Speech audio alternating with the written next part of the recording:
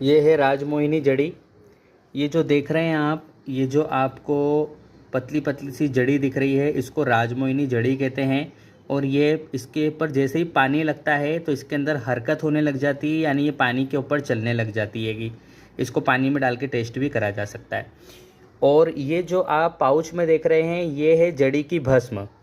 ये जो जड़ी होती है, जड़ी का पौधा होता है जिसके अंदर पत्ती, फूल, इसका तना, इसकी जड़ी, सब कुछ हमको देखने को मिलता है। टहनी भी हो गया इसका, सब कुछ। तो राजमोहिनी जड़ी का जो पूरा पौधा होता है, इसका उपयोग किया जाता है। इसके फल, फूल, पत्ती, टहनी, लकड़ी, सबको और जड़ी को सभी को तोड़कर, पीसकर पूरा कपड़ छान करा जाता है और एक पाउडर के रूप में बनाया जाता है। और वो फिर पाउडर हमें इस रूप में दिखाई देता है, जो कि एक भस्म के रूप में दिखाई देता है। अब इस राजमोहिनी जड़ी का क्या उपयोग है? राजमोहिनी जड़ी अपने आप में बहुत ज़्यादा पावरफुल जड़ी होती है। इसका दूसरा नाम जगमोहिनी भी होता है और मनमोहिनी भी होता है। ये 3 नामों से जानी जाती है।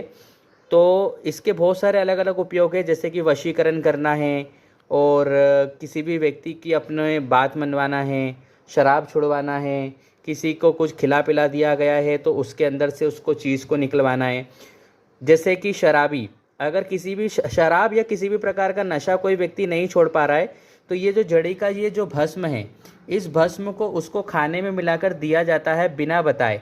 और अगर नशा करने वाला खुद भी परेशान है तो वो खुद भी इस भस्म का उपयोग इसको खाकर ऊपर से पानी पीकर कर सकता है।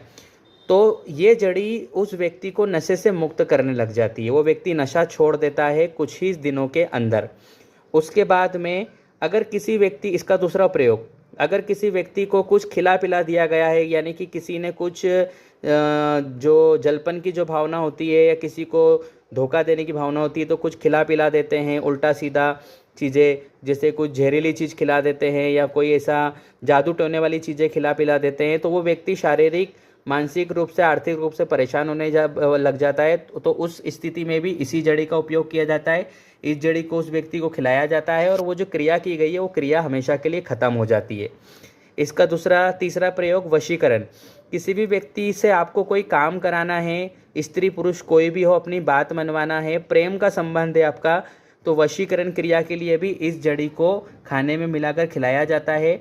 और इसका जो चौथा प्रयोग है वो है किसी का मन अपनी तरफ बदल देना, यानी कि मन चित्त बदल देना, वो भी इस जड़ी से ही होता है। या तो इस जड़ी को खिला दो या उसके नाम से उड़ा दो, दोनों ही कंडीशन में ये जड़ी काम करने लग जाती है।